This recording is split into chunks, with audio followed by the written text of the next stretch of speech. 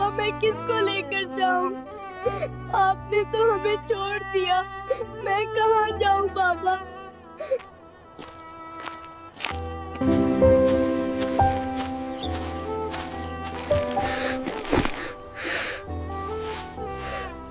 बाबा उठो ना बा, टीचर कहते हैं फेस लेकर आओ वरना कल अपने बाबा को लेकर आना।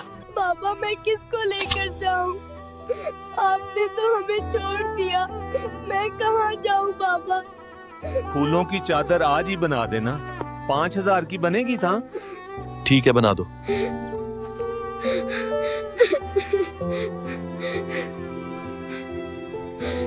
भाई फूल नहीं चाहिए, फूल यही कब्र पे मिल गया है।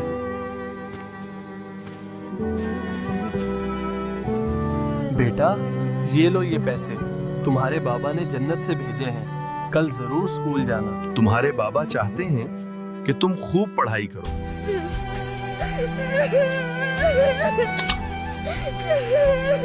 तुम्हारे बाबा मुझे पैसे भेजा करेंगे